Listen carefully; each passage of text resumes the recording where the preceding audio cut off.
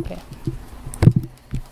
Okay, good evening. This work session of the ISD 279 School Board is being held in the Forum Room of the Educational Service Center at 11200 93rd Avenue North in Maple Grove on Tuesday, August 20th, 2024. The work session is being audio recorded. The recording will be made available on the district website within 2 business days after the work session has ended. With regard to the audio recording, our communications staff has asked that we share a friendly reminder that side conversations during the work session are picked up by the recorder and can affect sound quality. Also, conversations during transitions between agenda items are on the recording as well. The intent of the school board work session is to allow for school board discussion of topics. Work sessions do not include an opportunity for audience members to address the board. To acknowledge attendance this evening, I'll ask that all present at the table state their name, starting to my left. Jackie Mosqueda Jones, School Board Director. Thomas Brooks, School Board Member. Heather Douglas, School Board Director. Anthony Paternis, Executive Director of Technology. Kelly Parpart, Assistant Superintendent of Secondary Schools. Brian Severson Hall, Executive Director of Community Engagement. Ryan Wiston, Assistant Principal 279 Online. Kristen Swanson, Principal. Brian Bass, Assistant Superintendent for Equity and Achievement. Kay Ball, Executive Director of Community Relations. Yvonne Schwartz-Lend, Executive Director of HR. John Morstead, Executive Director of Finance and Operations. Amy Hall, General Counsel. Tamara Grady, She Reverse, School Board Member. Kim Heil, Superintendent. And I, Tanya Prince, School Board Member, am present. The purpose of the school board work session is to build trust and teamwork, to exchange information, and when applicable, to provide direction in order to facilitate efficient and effective decision-making at regular board meetings. Dr. Heil, would you please share your check-in? Thank you. Thank you, Vice Chair Prince. We're excited this evening to have a presentation on online learning from 279 Online, and we're even more excited because they're students. So we're going to have Dr. Bass and Anthony Paternis go ahead and introduce. Thank you. Thank you, Superintendent, Chair Mosqueda Jones, Vice Chair Prince, members of the board and community. Excited, as Dr. Howell said, share that excitement to share all of the great work of our staff, our students, and our families from 279 Online, as well as our other online supplemental offerings that we have in the district. So joining us this evening, well, they've already introduced themselves, but they'll introduce our other guests that are with them from the site here shortly. Our outcomes for the presentation is to number one, share an implementation update on 279 Online, the K-12 school, and then learn about the additional pathways that we've been articulating the last 2 years for online supplemental offerings.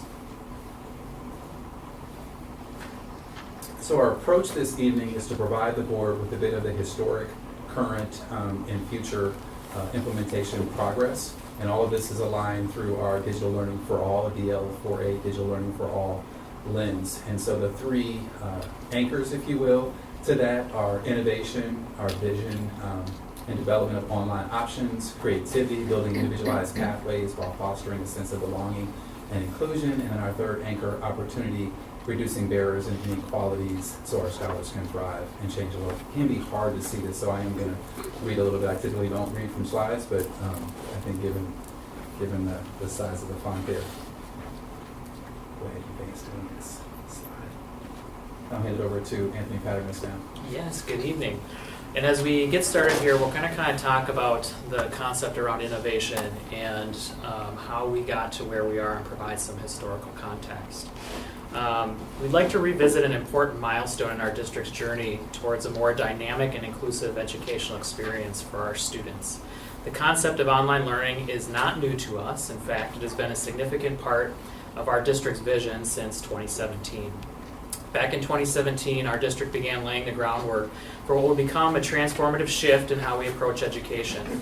We recognized early on the potential of online learning to expand access to quality education and tailor learning experiences to meet the diverse needs of our students. Our journey truly began with the community-driven development of the Digital Learning for All plan. This plan was born out of a collaboration between educators, parents, students, and community stakeholders who shared a common goal to ensure that every student in our district has the opportunity to succeed in a rapidly changing world. At the heart of the Digital Learning for All plan is a commitment to personalized learning. We recognize that every student is unique and their learning experiences should reflect that individually. Our plan emphasizes that students will experience learning that is personalized in path, place, and pace. This means that we are focused on strengthening teaching and learning practices to better support student success. Personalized learning allows students to learn at their own pace, follow a path that suits their interests and needs, and access learning in a place that works best for them, whether that's in a traditional classroom or at home or anywhere in between. The development and establishment of online learning options in Osceola schools has been many years in the making, with an interest convergence of multiple factors coming together for the launch of 279 Online for the 21-22 school year. In 2017, our school board recognized the growing importance of online learning. There was an emerging interest in developing online options that would allow students to access high-quality education outside of the traditional classroom setting. Later that year, our district launched the Digital Learning for All plan. This plan was a significant milestone as it outlined strategic goals focused on expanding online learning opportunities for our students. The DL4A plan was not just about incorporating technology into education. It was about creating more personalized learning experiences, ensuring that every student could learn in the way that best suited their individual needs, which included online pathways. During the 2020-21 school year, the District Parent Advisory Council, or DPAC, presented specific recommendations to the school board, the development of online learning opportunities for our scholars. This recommendation was a direct response to the growing recognition that our students need more flexible, accessible learning pathways. And then, of course, lastly, the COVID-19 pandemic, which had an unprecedented impact on education worldwide. As our district quickly adapted to remote learning, the exposure to online learning grew exponentially. Families and students experienced firsthand the benefits and challenges of online education, which in turn increased the demand for more permanent online options. The pandemic highlighted the need for different learning pathways, reinforcing our commitment to developing robust online educational platforms. I think the key that we want to share is the conversation around online was occurring well before the pandemic or Distance Learning Academy as to what we wanted to offer for flexibility and opportunity for our scholars. This timeline shows the progress of the implementation of our online option as we move into the 24-25 school year. The 21-22 school year was the first year we launched 279 Online School, which was designated as a full-time online option. This is also known as comprehensive online learning. The state differentiates full-time online versus part-time online. So comprehensive, when you hear that, talks about a student who is taking all of their courses in an online fashion. With that launch, we began our learning work around part-time or supplemental online learning, which officially launched last school year. This allowed our scholars attending in person to take part-time online coursework, creating more flexible learning options for our district. So, Ryan and Kristen have been closely reading and studying the work of this national work that's happening, the Digital Learning Collaborative. There was a research paper that they established based on research from across the country that was shared with them from state and local agencies, and this was a fantastic read. So thank you for sharing that with us. We will share it with you all as well. It was very informative to talk about this landscape that's happening nationally with online learning, both full-time online enrollment as well as these other iterations of hybrid or just accessing supplemental online courses, because kids are really becoming more and more interested in having multiple pathways to engage in their learning, and that one size doesn't necessarily fit all. So this is a quote, one of the key quotes from that text. Gone are the days of predictable enrollment patterns in K-12 education, which I think it sounds familiar to us. Online learning, once a niche option, has become integrated into the dynamic landscape of reshaped educational choices. So these are a couple of the graphs that were provided in this research paper. What's interesting is that it substantiates, if you look at the pre-pandemic 2018, 2019, and 2019, 2020, we did see a slight increase happening with online school demand in our country. And then obviously you see with COVID, when many systems across the country went 100% during that stretch of time, we saw a lot of interest get initiated and ignited during that time, and you see that number slowly coming back, but it still far exceeds pre-pandemic numbers, which is really the point that they really drove home in that research paper, is that this is the interest and the demand is not subsiding below where we were pre-pandemic. We're in a new era, and it is interesting because the population is. We'll get to the next slide. Here we go. So this is a look at what's happening with full-time enrollment across the country, and you'll see all the states there in blue who offer full-time online learning school options. And so those numbers are a bit hard to read on the screen, but you'll see that there is over 500,000 students nationwide that are enrolled in full-time. I wish they had a chart that showcased how many students are accessing at least one online course, because I think that number would be huge, just to see the pattern of the trend line around how many students are accessing at least one online course. So what's the driving force behind this? There's some notes here. So some of the driving forces, in addition to getting exposure to online learning through COVID, is that parental choice, that students have many evolving needs. There's policy and funding for it, and there's a lot of competition that's contributing to the shift. And so with a growing number of online and charter schools and states offering education state agencies to offer online, we're seeing a lot of students selecting a variety of different pathways for learning. And so it becomes crucial then that our marketing and outreach strategies showcase the unique strengths of our programming and offers us an opportunity to attract students in a crowded marketplace.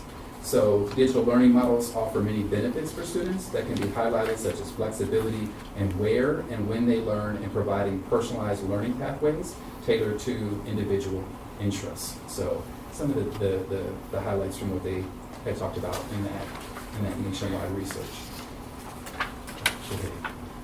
So one of the commitments that we've continued to look at is ensuring that as we design online opportunities and pathways, that we do so in a mindset of financial viability and sustainability.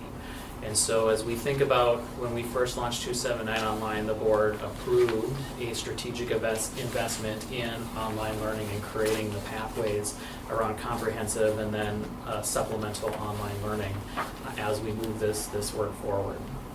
So, some of the things that we want to share is,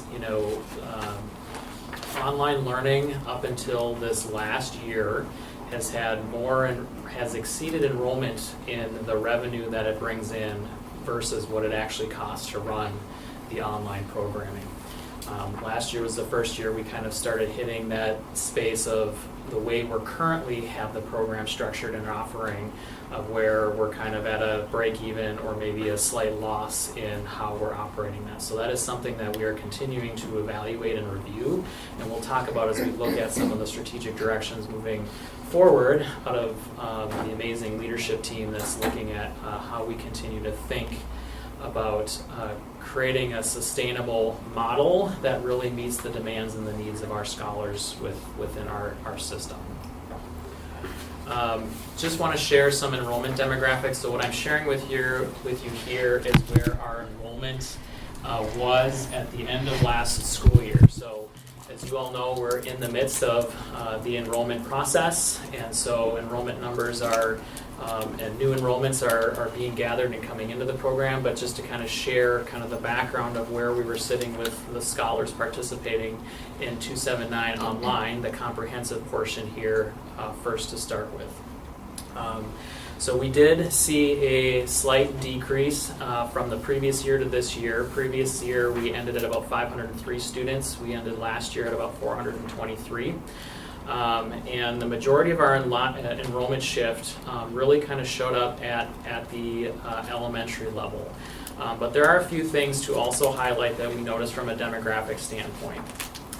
First, with our demographic representation you see here, this is one of the things that I love about this program. It is a true representation of our district-wide demographics as a school. And when you look at where the students come into this program, it is from all over our community within Osseo area schools. But when I talk a little bit about open enrollment, we actually see students from all walks of our state. We've had them as far north as about International Falls, over to Duluth, all the way down to Austin, Minnesota. So students are coming and participating in our online program for what we offer from all different walks and areas of the great state of Minnesota. The greatest decline that we actually saw in enrollment from a demographic standpoint was our Asian Pacific Islander students. The previous year we had 121 students enrolled, and last year you can see that we dipped down to about 69, 68 students. So we, as we continue to look at why students are participating or not participating, we're kind of looking at some of the trends in different areas of the groups that make up our wonderful student population. On the flip side, we saw an increase in our EL students that participated. So previous year we were at about 50 students that participated, and we were up to 65 students. So we're seeing increases in EL students who are looking at online as a potential option to access their learning to meet their needs. When we break this down and look at last year's student enrollment data, specifically at grade level, again, I mentioned our greatest changes kind of came at the high school and elementary. Middle school enrollment rate remained pretty stable from the previous year. At elementary, we saw proportional changes at all of our grade levels. So as you notice, we have less students participating in kindergarten and more students that are participating in 4th and 5th grade, or the upper elementary grades. We continue to see that same proportional number of more students in upper elementary versus primary elementary. And then at high school, 9th, 10th, and 11th grade remained fairly consistent from the previous year to last year. But our greatest decline at the high school is our senior level. We had 87 scholars that were enrolled the previous year as seniors, and we were down to 53 at the end of last school year. As I kind of mentioned, as an online school, it creates unique opportunities when we think about open enrollment. So students that attend in online schools can do a little bit more shopping for the school that they might want to attend, because you don't have to physically get up and move or transport your student to that school district or that program. Minnesota currently has over 100 different public K-12 online options that families can choose from, some within their home attendance boundary districts, but for many, they have to search other public school districts to receive that option. As a district, we have about 8% of our student population is open enrollment, and when you look at it from a program perspective, almost 30% of the students that attend 279 online are from students from outside of Osseo area schools. And we have about a 70% makeup of students that reside within our district boundaries. When we look at our open enrollment population, we look at that number has been very consistent. So students who choose to open enroll and join our program tend to stay. They don't fluctuate in and out. They come in and they stay within the program.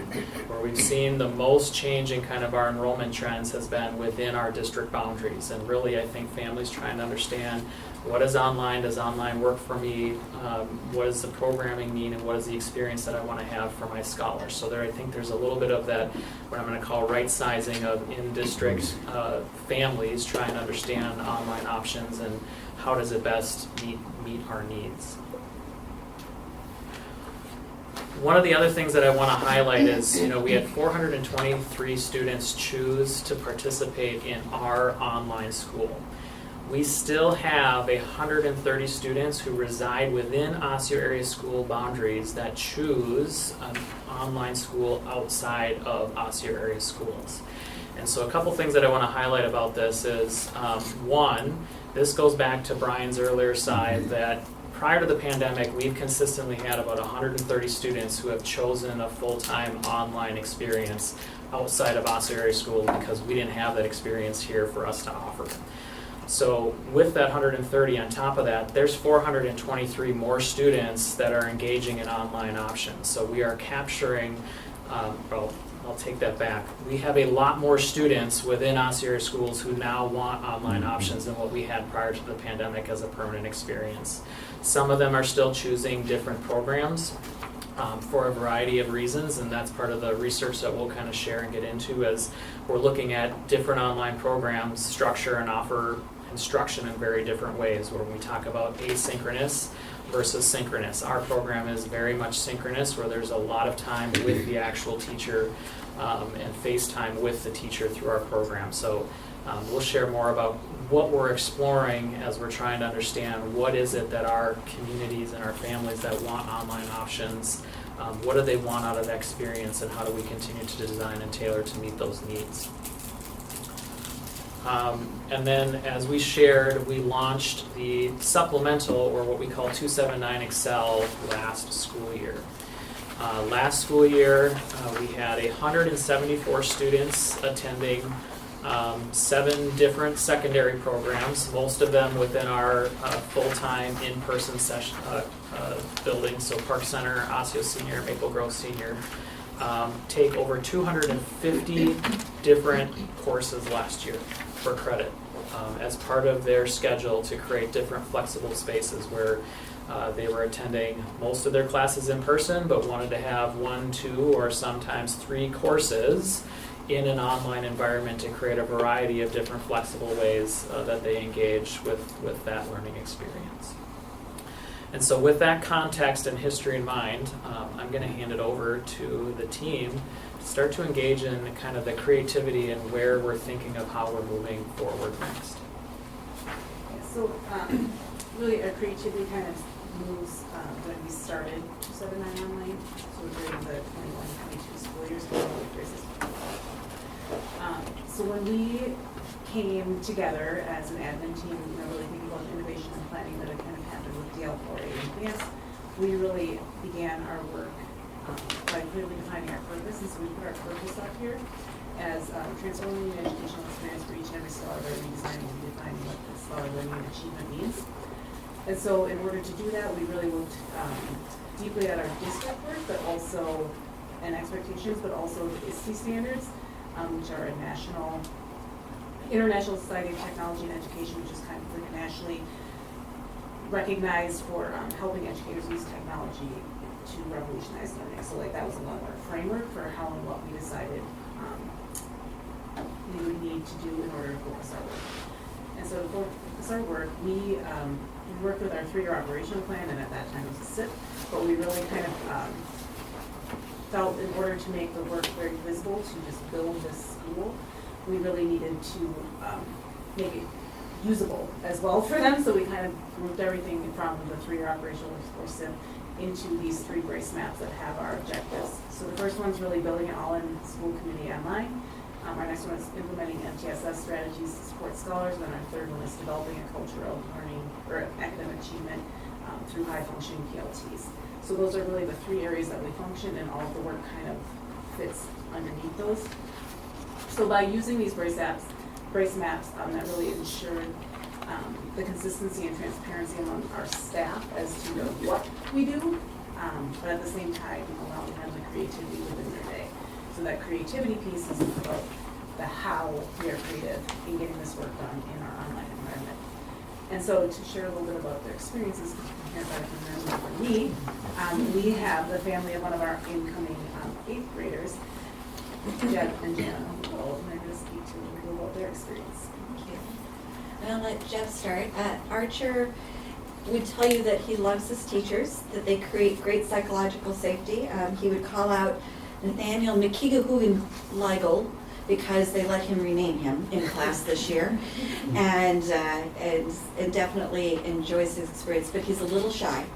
And although he'll talk up in class, the idea of this, when we pitched it to him, was very intimidating, so he has decided to stay home. I'll let my spouse start kind of with our journey. So he's remote, just not online. So a few years before the pandemic happened, I decided to stay home. I was blessed with a wonderful wife that allowed me to do so.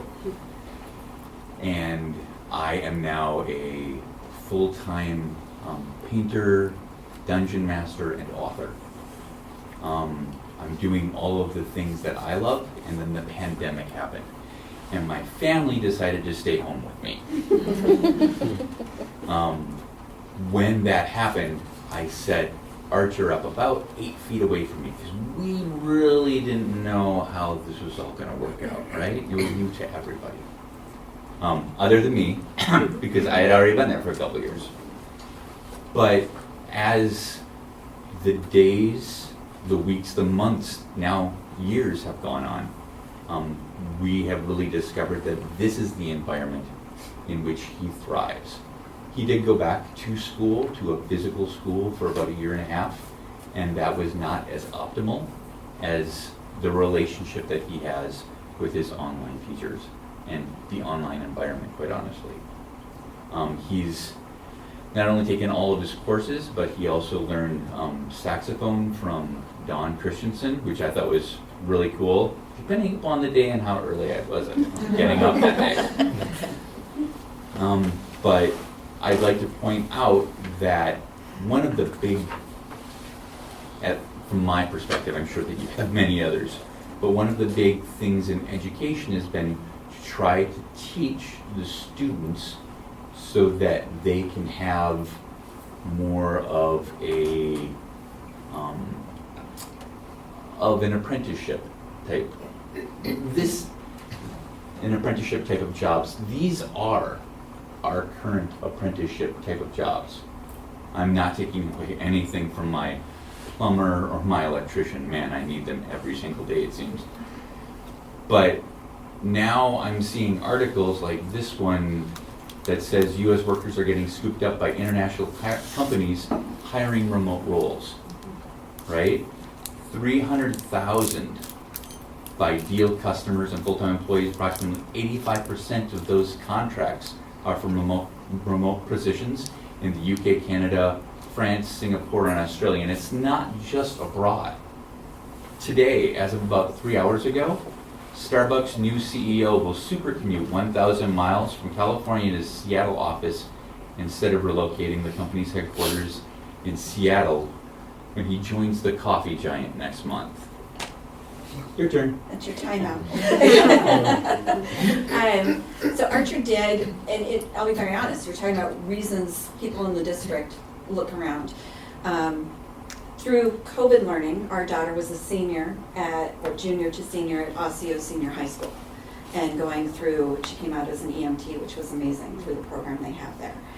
Our son was just finishing up 4th grade, and my husband has an underlying health issue. And so at that time, we said, we're going to keep him in what became 279 online. And Karen Keyser in 5th grade, I cannot say enough amazing things about Karen Keyser, was just fantastic.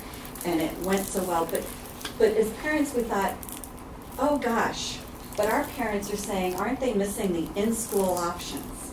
What about the social needs? Goodness, are they going to play basketball with their peers? And we felt guilty. We said, oh my gosh, are we keeping him out of something that he needs to be in? And so we enrolled him in Osseo Middle for 6th grade, which was good. Loves his teachers, loves being around his friends, but had a lot of challenges that didn't work well for us or for him. And that continued into 7th grade. Into after break at 7th grade, I started reaching out to Ryan and said, help, can we come back? This isn't going well. And we were able to align that so that the last trimester last year, Arch was able to start back. And he popped right in. He remembered everything that he'd learned, which was amazing. I'm going to share with you a little bit quickly about my background. I lead a team of coaches at an executive enterprise level. I have done this for Target as a strategic enterprise coach, where I pull together anything that Brian Cornell comes out and says, we'll be sustainable by this year, that requires multiple lines of business and leadership to come together. My job is to create psychological safety, workshop design, collaboration to define what you were sharing, a vision, mission, enough guardrails that people can work within them to get progress done, but understand the why and where we're going long term. As part of that for Target as an enterprise, I designed and then redesigned a certified program for all Target employees to be able to go through that was accredited through IC Agile for a certification and took place over weeks. I had to move it from in-person to virtual design in a cohort model that went across 6 to 8 weeks. Now I'm at Wells Fargo. I lead the team responsible for the developer experience and community in CTO. The last 2 days, and I was hustling to get here because I just finished facilitating a workshop for leaders that are working to consolidate all of the data at Wells Fargo and start to shut down little individual reporting that has popped up. So we have a single source with the right amount of information that teams can go to figure out how they're doing and how they get better, the behavioral impact of data. My team is purposefully dispersed, even with Wells Fargo's location strategy, because we want coaches in all of the core locations that we could have people who need us. Their job is to design and facilitate using training from the back of the room, adult learning concepts, creating collaborative spaces. And I tell you what, when I work from home and I overhear what these teachers are doing, I want to scoop them all up.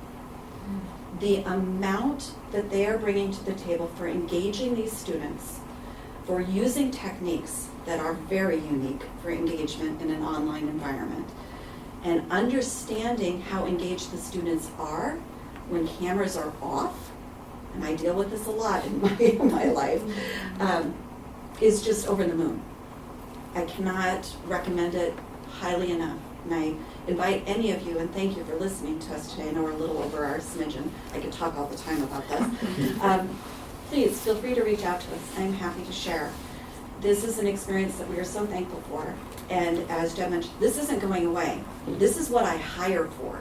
These students that come in and are able to collaborate, to make progress on their work, to understand how to navigate relationships when they're not in the same room, is a life skill that isn't going away. My eldest, now a senior in college, her classes are often hybrid. She goes to class 2 or 3 days a week and then hops online for synchronous learning. This is where we're going. Regardless of what you hear about relocation strategies, my team and anyone who's working on my team where we're back to the office, yeah, that's 2 to 3 days a week. What do you think's happening the other days for collaboration? So thank you so much for inviting us. We are so thankful and impressed, and trust me, I did explore options for other online schools, and this one's the best. So appreciate it.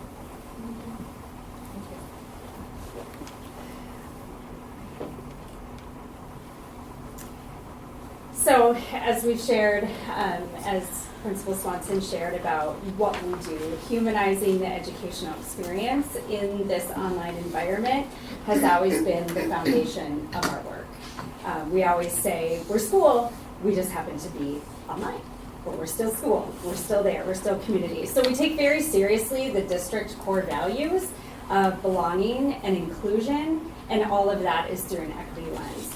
So it's really important to hear from not only our incredible scholars that are here today to speak, but using our grades 3 through 12 scholar stakeholder survey results. Just a snapshot, and important for us to reflect on, not only as a group tonight, but within our own staff at our data day, because we did this yesterday. We need to understand the impact of our work and our efforts for our customers, for our scholars. So a few points of pride that I would like to highlight today really tell a story of transformative results and is accelerating us closer toward our district mission, specifically connected to confidence and courage. So in the contributing to community scale, one survey item reads, students from my school of different races, ethnicities, and cultures get along well together. The percentage of students by race who reported positively or yes, 100% American Indian, 89% Asian, 94% Black, 96% Hispanic, and 90% white. If you could skip to the next slide, please. In the help scale, one survey item reads, an adult at school has talked to me about how I am doing in my classes. Again, by race, the data reads 100% American Indian, 82% Asian, 87% Black, 83% Hispanic, and 83% white. Our data is showing that our efforts are making a difference and flipping predictable narratives for our students, not only in racial groups, but also for scholars receiving special education and multilingual services, if you were to dive more deeply into the data. Thank you for sharing. I'm going to have our scholar, Ty. Yes, thank you so much. So Mr. Fisher, will you come up and join us? Ty is a member of our student leadership group, and I have asked him to come and... Yeah, I suppose. I can't see, they're considerate. Yes. So Ty will take this opportunity to share what you have prepared. I mean, how I started off at 279 online. I started late my 9th grade year. I didn't know what school I was going to attend. So, and we just had moved to Brooklyn Park. So I was thinking maybe I should go to Park Center, but there was this other option that I could do 279 online. I just took that as an option, and I've just been there since. I would say my freshman year was kind of rough. I didn't know nobody or any teachers. But I'd say when I got into my sophomore year, I joined the student leadership team, where it helped me be more vocal with my teachers and get to know my peers and figure out who my principal was. I didn't know who my principal was. But yeah, and just engaging in the school community.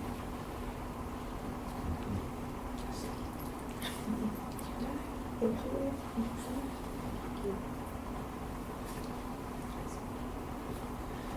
So as we look at this next school year, we really talk about opportunities, our third bucket, where we speak. And so when we continue to learn and evolve now as we're moving into our 4th year as a school, we still are intentional in our planning. And so it's a really nice one. We wanted to share with you some of the planning that we have for this upcoming year. So as different barriers have come up or processes show that they need to be improved in the first few years, we've really had a lot of task forces, feedback loops, and just looking at all stakeholder input to really try to come up with processes that what do we need now to move forward and continue to be an innovation hub. And so for this year, we have kind of 3 strategic areas of focus to help reduce some of those barriers and inequalities that we're partnering with Dr. Bass, who supports us. And so really trying to look at how we can reduce those so that scholars in 279 online can thrive and change the world.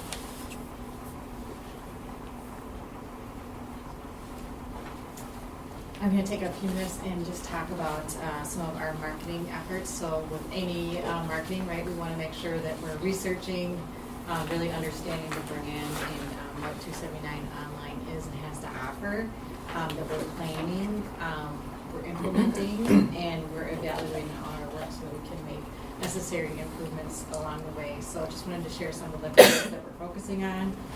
Creating awareness around the 279 online brand, promoting the uniqueness and the benefits of the school and the programs that it's offered, and then using a variety of advertising channels to boost the school's enrollment. There's a lot of different ways that we've been doing this.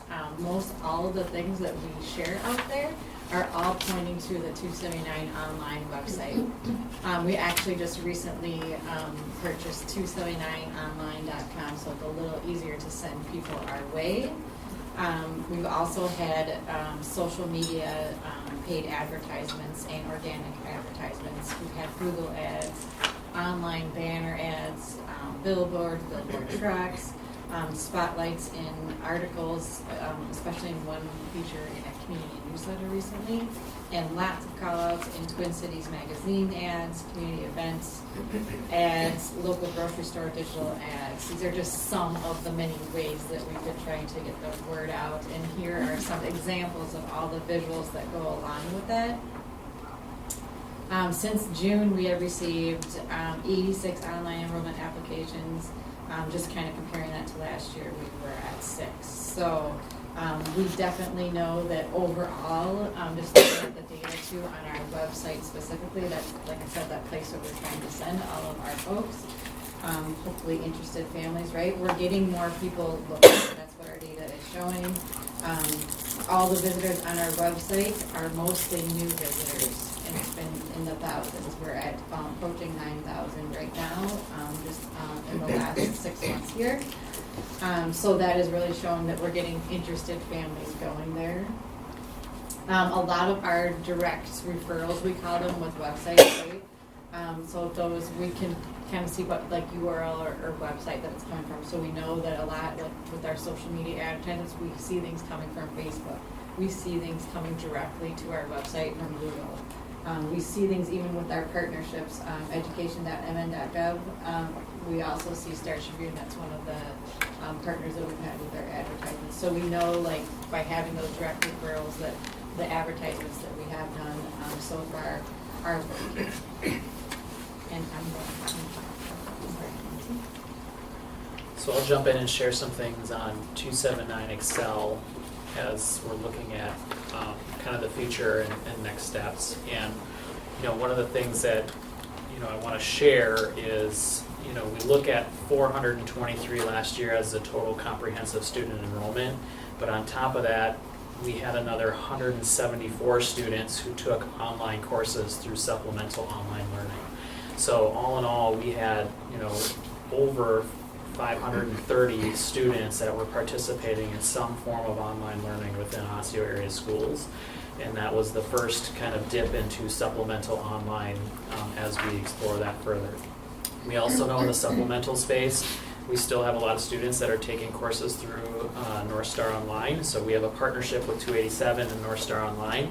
And there may be some supplemental courses that other programs can offer that we may not be able to offer. Like Mandarin Chinese is a common course that students will enroll and take at North Star Online, and that's just not something we have the skill set or the teaching staff at the moment that could offer a course within that. So as we continue to look at asynchronous versus synchronous and what does that blend look like within our online experience and how do students want to show up, looking at our asynchronous supplemental learning, we're expanding this year to allow non-district students to access it.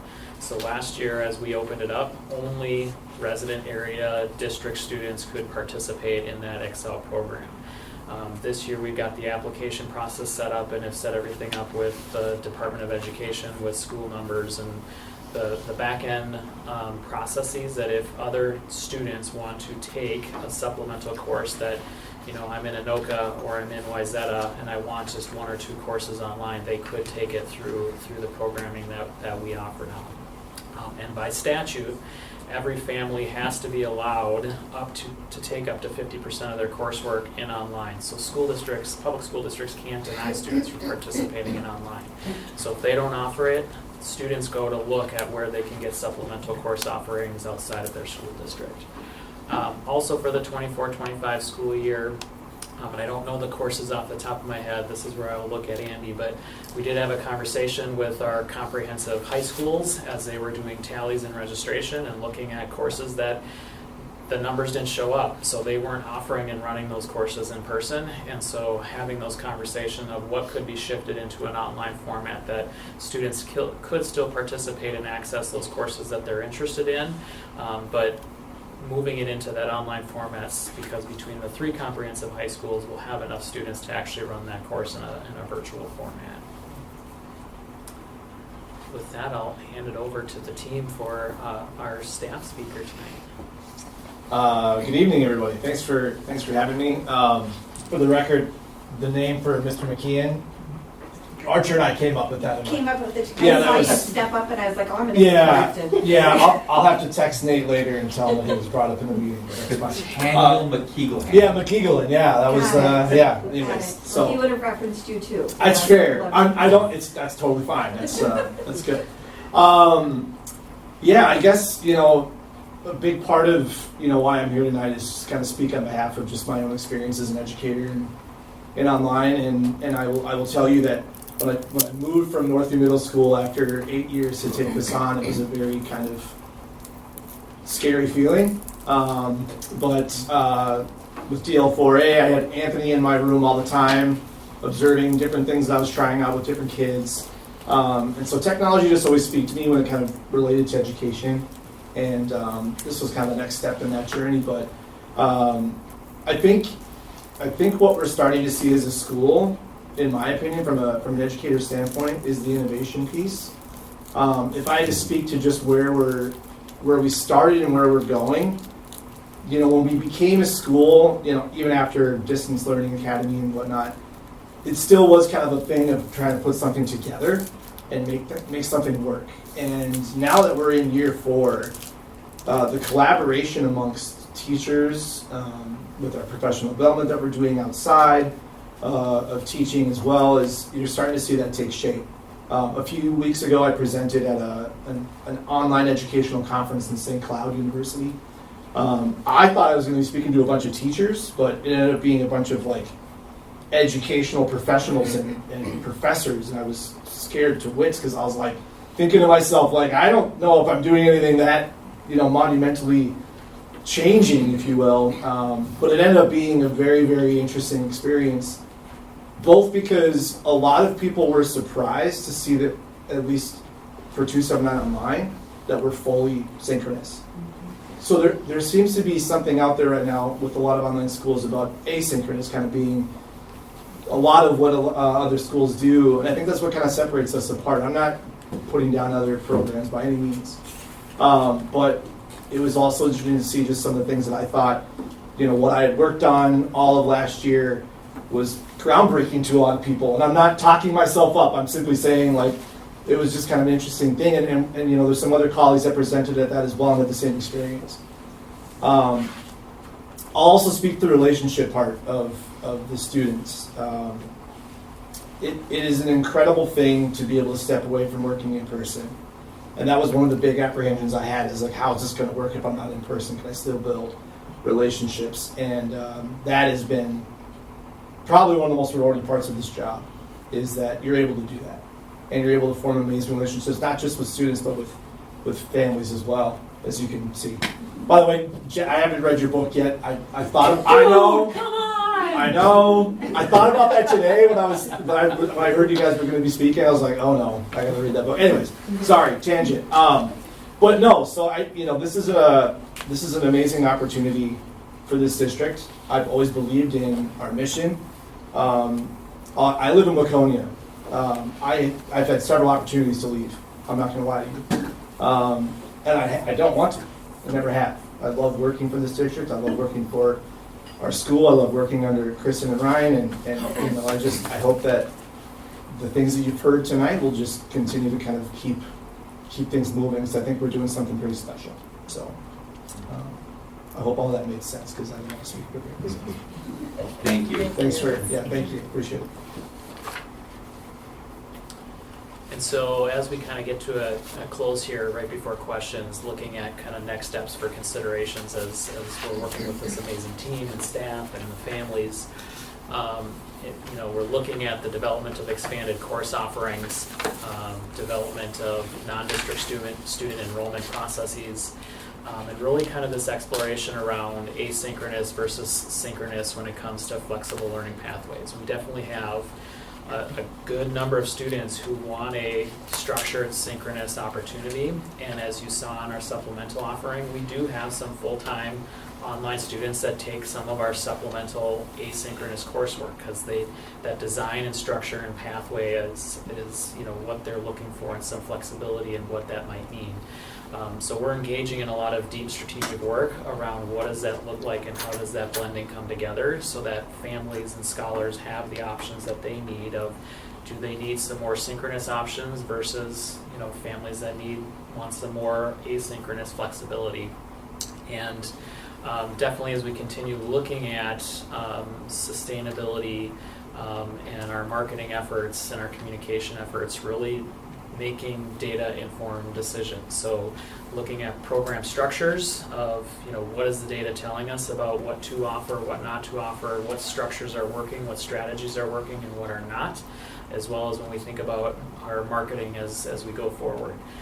We did, do a lot of investment up front over this last year to really build brand awareness, because one of the things that we learned and we knew is 279 Online has a unique program structure that isn't offered in a lot of places in an online format. And all over the place, the awareness wasn't there that 279 Online actually existed. So trying to get that foundational space of, we are a school, we are here, here's what we have to offer, because a lot of what we know when it comes to enrollment and thinking about programs is word of mouth. So if you've never heard of 279 Online, you never know to include that in the conversation. So as we think about what that means moving forward, we're building the awareness so the awareness is there. So then as we look at how do we target market moving forward, we can look at the strategies that we've had from a marketing standpoint and really narrow in and hone in on what works to build that continued branding and awareness as our program evolves into what I like to call an amazing innovation hub. Because as Robbie shared, there's strategies that teachers are creating that we can start talking about what does this look like in an in-person classroom or in an asynchronous format. This is an opportunity that we get to kind of explore and try some different things in creative ways that we don't necessarily always have the affordability when we're in a more structured setting with kind of bells and class periods, and we have to move in a certain way. And we've talked about this and other updates around the uniqueness of the schedule within 279 Online. Monday, Tuesday, Thursday, Friday have a more structured traditional standpoint, and Wednesday is a little bit more flex special interest. High school students pairing with elementary and middle school students to do some creative interest-based things, which allows for some different flexibility because of the unique structures of that online environment and space. And so with that, I'll close out and turn it over for any questions. Okay, thank you. Thank you to all of our speakers and guests. What questions, board members, or comments do you have? I have a question, Anthony, on where it said that online schools have increased to 21. Does that mean within the metro area, or where are these 21 online schools? So you're going back to this slide where we've got 130 students enrolling outside of Osseo. So this is kind of talking to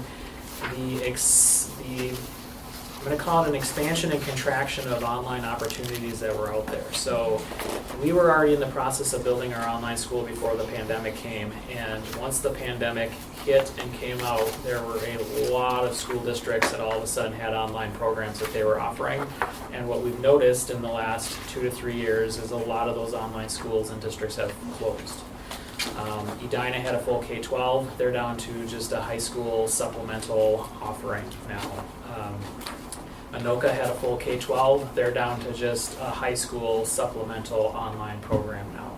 So as a lot of districts expanded or introduced new programming on a very rapid fashion coming out of the pandemic, the planning and how they wanted to maintain that long term wasn't necessarily completely in the strategy, so they ended up collapsing. What we've noticed is prior to the pandemic, there weren't as many online schools. So we had 130 students that were still open and rolling out to online programs, but there was less program offerings. So we were seeing, 3 to 5 online programs that they enroll between. But now, because of the variety of options, we now see 130 students between 21 different online schools that are offered within the state of Minnesota. So, Okay, so they're located throughout the state? yes. Okay. As a Minnesota student, you still have to attend a Minnesota public online program. Otherwise, you have to go through you're attending through a different state. So, for us in Minnesota, because we've had this question at the Enrollment Center, hey, our family is moving to Florida, can we still attend 279 online? We say yes, however, you have to pay tuition because you're not a resident student anymore, and we give them a tuition rate. We haven't had any students take us up on that offer, but again, if it's within Minnesota, within that 21 schools. Thank you, that's helpful. And then I just have a question. I think it was Kristen, you mentioned having a task force for the various voices and perspectives and making decisions. If you can just explain who's on that task force or what are the different perspectives involved in? Yeah, they're all a little different. They all kind of come up pretty organically in terms of we're getting feedback from for our enrollment process. We were struggling with some deployment of technology, things or how to get kids onboarded. So we kind of brought in some of the different voices that way. Then we pulled together different. So sometimes it's just building people. Sometimes it's coming from bringing in some district level supports. So kind of they all vary a little bit. So to part of the starting, and then we do different surveys with families and. So I guess I don't have a real straight answer to any of them because it kind of varies depending on what the issue that we're coming up with is and how it comes up. So there's not an actual task force. It's different. What do we call them, task force? Yeah, the advisory task force, the attendance and enrollment task force. So just gathering multiple data points and multiple stakeholder voices to identify the barriers so that we can propose creative ideas about how to move our program forward. Those couple run differently from each other because of unique needs. I don't know. Other questions? I have a handful of questions, so if anybody else wants to go first. I'll be quick. So one, thank you everyone. I always enjoy hearing about 279 online. And I think because of your excitement, I always feel like I'm being oversold on something I'm already sold on. And I also have this weird sense of pride and excitement whenever I see the 279 online billboard Right. on 694 and always have to point it out. So thank you everyone for everything that you're doing. I only had a couple questions just for clarification, trying to better understand 279 online versus 279 Excel. So our 279 Excel students are accessing courses during the school day with our 279 online scholars, or is this currently separate? So 279 online scholars are in a synchronous format. The 279 Excel courses are taught in an asynchronous format. So they're not in the same course at the same time because of the instructional model that's designed around those. Okay. And then in the chart that you showed with the different schools, Park Center,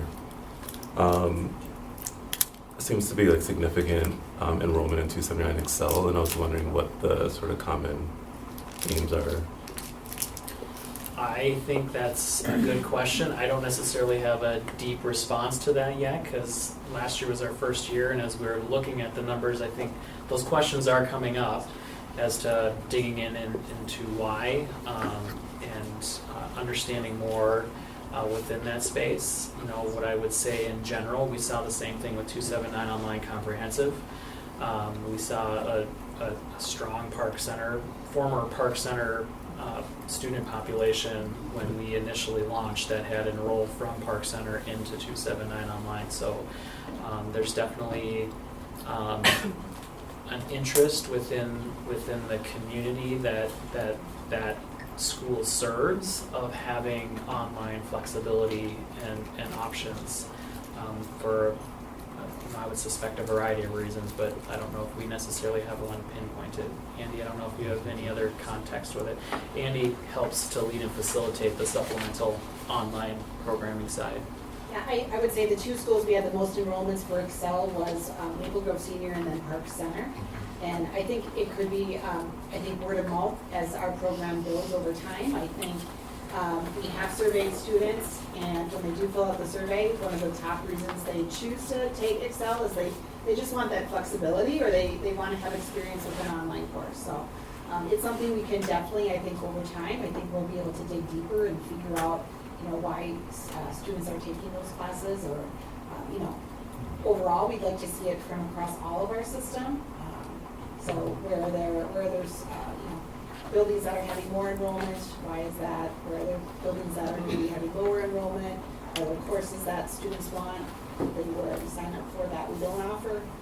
So I think over time we'll figure those out. Yeah, it's the supplemental is a strong partnership with our building level counselors. So while in the course catalog, right now the way supplemental works is in the course catalog, there is a page in there that talks about online as an offering. And to learn more, engage in that conversation with your counselors. So, that's some of the things as we connect with and dig deeper, connecting with Jackie Trzynska, who is our district-wide counselor, and kind of peeling back the data and what is we can get to some of that data with, what are the counselor conversations that are being had between the three comprehensive schools, because they have to go through a counselor to get into supplemental online.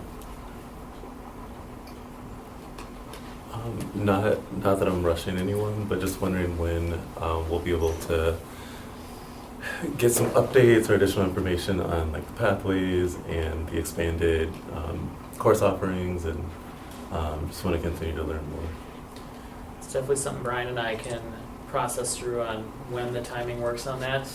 There's a lot of strategic work we're going through this year with that 279 online and Excel team to look at, now that we've been in place again for 4 years as they've shared, how are we continuing to move that program forward and innovate that program moving forward, and can look at an appropriate timing for how things are progressing.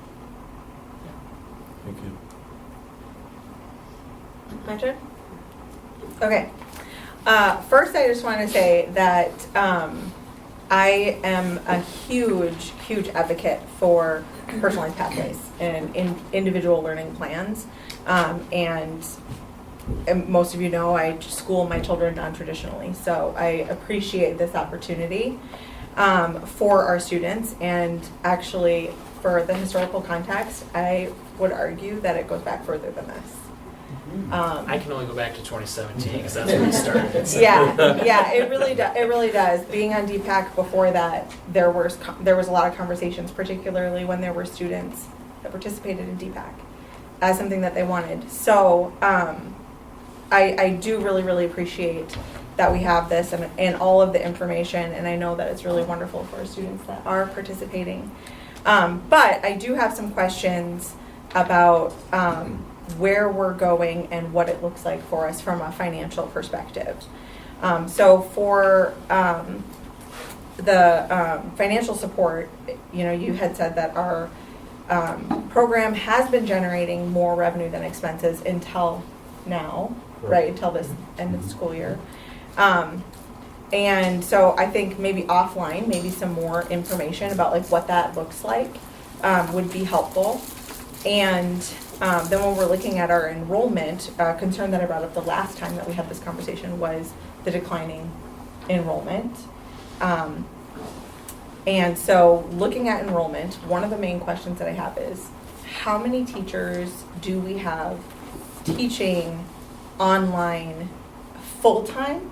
And how many do we have, I guess, doing hybrid, if you will, where maybe they're teaching in class or online, or maybe they're a part-time staff person?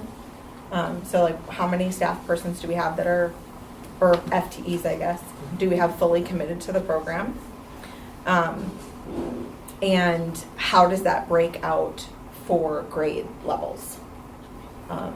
And I think that question also leads me to Thomas's question is, you know, when we're looking at adding more supplemental courses, like what does that look like? Are these programs, like, is it all in the same budget, or are they in different buckets, or what does that look like for us? So I can't. In the interest of time, Yeah. you had said it was okay if Yes, offline. offline. we provided- Yep. I'm taking notes on all the questions that are being asked, so. Yep, yeah, I don't have to have an answer right now, I just would like to see that information, for future perspective. And then, you know, we had talked, I love the almost 30% of outside of our district. I think that's great, but that's almost equivalent to the number of students that are open enrolled to other full-time schools. So it's kind of like, to me, it's like a wash, right? We're gaining the same numbers, we're losing almost exactly. So I guess it still feels like we only have 425 students, right? Like regardless of whether they're ours or somebody else's, we're pulling them from somewhere else, which is a really small percentage of our student body as a whole. And so, you know, I think we really need to be mindful of, like, I appreciate the marketing plans, but as we move forward, is this the best investment? And I love that we're unique. We have a different model, which I think does set us apart. But we also, I think, need to look at like a time frame of when do we say, you know, we have to have reached this goal, or we need to adjust course, whatever that might look like. But that's where my concern is like, if we continue to see this decline, or we're not generating, if it's costing more to operate the program, then it's not a break even, or it's not generating some sort of revenue. That's where my concern Sure, we is. can provide that information. Yeah. And I would say that's part of our continued strategic work, as, you know, it costs what it costs for how we're currently structured and operating. It doesn't mean that we have to continue to stay structured this way, right? Which is why we need collaborative partnership and what we're working on with the team at 279 Online to think about what programming looks like as we move forward in the future. Yeah, I agree. And some of my other questions are very similar to Thomas's. Basically, you know, like, kids want to have these opportunities, especially like the hybrid thing, I think is a really strong desire for a lot of students. It's very similar to what they do when they go to college. And so, you know, making sure that we have those different types of course offerings, and that they're prominent in the course catalog. Couldn't think of the word. So anyways, those are just some of my thoughts and questions, and I look forward to seeing the data, the deeper data on that. The financial data, I'd want to be sure is in context and comparative to how we would evaluate a brick and mortar school. Like, I don't know that we talk about our brick and mortar schools as like break even or generating revenue. So I think it would be important that we have the context on that, so it's a fair comparison. Yeah. Too. Okay, I know we're pretty well over. Sorry, say a couple of comments. First of all, I have seen the ads on Facebook. I think they look great. I'm so glad that you are advertising the program in a timely fashion and wide view so that people can have that, and we're bringing more students in. What I see is a laboratory for individualized education that is really going to build on the strengths of the program that started before the pandemic and build us forward into the future. I am excited to see how students can, you know, go back and forth between either program so they can access things like Mandarin, and have more of that on there. And then also I really appreciated your comments too about the innovation, because I've seen that my kid takes classes at Hennepin, and the class was all of a sudden just asynchronous, and it was like not even live with a person. And that, I mean, it can work with some people, but it doesn't work with everyone. And so really having like this panoply of options for kids to choose from and parents to choose from. And, you know, to your point too about really preparing kids for what it's going to be like, I think that, you know, I think it's careful not to overplay our hand what we learned in the pandemic is that it really is better in a lot of ways to be in person to develop relationships, but we all have to learn how to work online too, and that it's also a successful model for individual productivity. And it's really great to see our kids have those skills and learn those skills that'll prepare them better for the workforce. So thank you. So I have just a couple of things. My first question is, are we still offering Hmong heritage classes through 279 online? Hmong heritage, are we still on? Hmong heritage classes? Okay, when I heard the AAPI declined, I was just wondering if that was correlated. Yeah, okay. And then somehow when you have time and you run into me, I just am curious about the EL support online, because I have a lot of imaginations in my head that are super awesome and creative. I was teaching online college before it was ever a thing back in 2010. And so I'm excited about that. Just a question. OALC, how many students do we have there? Pardon? 200. Okay. I'm just, the reason I ask is because when we look at schools and enrollment, I think we have to take the bigger picture of who the students are and what their needs are and what opportunities we have. And so I just wanted to put that out there. The last thing I want to say is I truly appreciate all of you that came and spoke. And Keith, anytime you want to talk teacher, love it. Love it. Need to know the name of your book and Yeah. and any D&D games you're dungeon administering right now? Okay. Yep, What's our everything's- ultra that? They are all. Yeah. Okay. Got to hook you up with my husband. Sorry, just wanted to catch you before you left. But I truly appreciate the innovation, the care, the compassion that 279 online has led, and it's super exciting for me as someone who had better relationships with my master's students online when I was teaching college than I did in person. That you get it, you know, and back in 2010 people didn't get it, but it's amazing, and I love what you do, and I appreciate you so much. Did you want to add some? One of the issues that we had was getting back into the program. The transfer process is awful. I'm certain that you're losing students to your competitors in other districts and other online courses because of that. Like, that's a big deal. If you know anything about sales, it's all about the pipeline, right? And so you're losing your sales of your students. I'll add super quick, and I appreciate it, thank you again. The comment around relationships, the comment around non-traditional school options, there's a piece of this we didn't talk about, equity. Whether or not you have X number of students, until you can provide the same equitable experiences that those that need them are getting through 279 online in a brick and mortar, it shouldn't go away. My child has OCD. My child was bullied at Osseo Middle. I'm not going to go into, but it wasn't severe enough to get us to be able to move. And so there are things that drive parents beyond just the fabulous education to need something like this solution. And relationships online, my team at Wells Fargo has one of the best ratings for high-performing teams. You can build and sustain amazing relationships.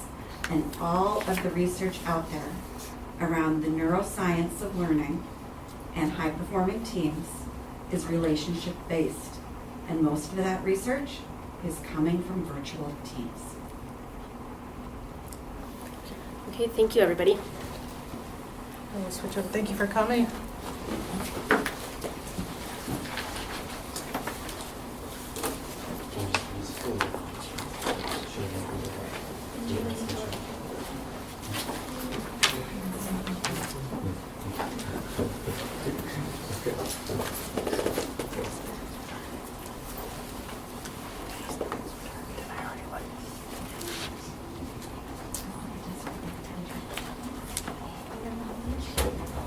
we're waiting for the switch over, board members, just in your folders, you may have seen something that said Top Thoughts Interactive Web. So this is actually for our repurpose site when we wanted information from our community on thoughts and ideas for that. So I just want to give you a copy of that just for you to look at another time. So.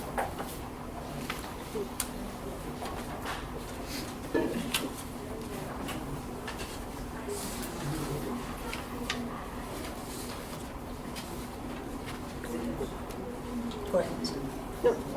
Okay. Okay. It's all you. All right. All right. So thank you. So we're excited tonight to share the alignment between our strategic plan and our operational plan for this year. And helping me today with that will be myself as well as our fabulous cabinet. So go ahead and start, Dr. Bass. All right, so our outcomes for this presentation is to share with you our strategic priorities for the 2024 school year. And then a significant emphasis this year is system alignment, and you're going to see that throughout the presentation, and that alignment specifically between the strategic priorities that we've identified for the year and the items from our operational plan, a tight alignment, and then making sure that those cascade all the way down and through to our departments, our sites, our classrooms, and to scholars. So that's something that we'll see throughout. Right, so we're quite excited to share this. We did this with system leaders already, and we already had a beautiful chair and vice chair sit in on it, so sit tight just for a little bit longer. So we're looking at starting of our year, and our goal is to continuously get better. Continuous improvement never stops. So when we're looking at this, I'm a visual person, so when we're looking at this visual, we have in 22-23, we had the Building a Better Future 1 passed, the levies passed, and then we had a strategic plan created. So we heard our goals, we got our direction from the school board of what we need to do. So we took that information and applied it throughout the system. And then 23-24, the bond passed, and we're working even more on that. So we come into this year on the focus of what we should be doing for this year, and it's kind of like a simple aha that you go, but we're never going to stop building a better future, right? That just doesn't stop at one point because funding or whatever it may be. So our thoughts in coming into this year is more that there's no stopping in building a better future, but how do we become more refined? How do we become more focused? And how do we hit those highest priorities in order to reach where we need to be at in this district? So looking at it through 4 ways. So looking at the alignment in our district of becoming tightly focused from, I don't like the top to the, across the school district. I don't believe top down, across the school district. So looking at how do we become more tightly focused? How do we become aligned in our system so we're all working towards that same goal? Having action to address that alignment, to reach that focus, and at the end to truly measure if we are doing what we want to do and getting that goal, which several times we've had the board say, well, what are we doing? These numbers aren't moving, or what's happening with that? So our goal for this year and for the future on is how tightly do we become focused and aligned. So looking at, oh, that was next. Okay, I'm a visual. So looking at this, are we going to do the sound? No? No? Oh, okay. So looking at this, our need for us to become more focused in what we do is, okay. Can you play the sound? Yeah, and then press play. Okay. It's, I don't know if we're going to hear it. China and the U.S. right here. As you see it, don't stop to the casket drop. They're rocking and rolling. It's Snoop Dogg. Give me that. No, I need that. No, over here. No, over there. What about over here? What about there? No, give me that. I need that. That too. No, sit down some more. Get out. Wait a minute. Hold it way up in the sky. Now down. Back up. Over there. Now over here. Get out the way. Move. I told you we need that. That was a good point. Okay, so the whole goal of it is that how do we go about as a team if we're not focused? Are we actually ever hitting our target?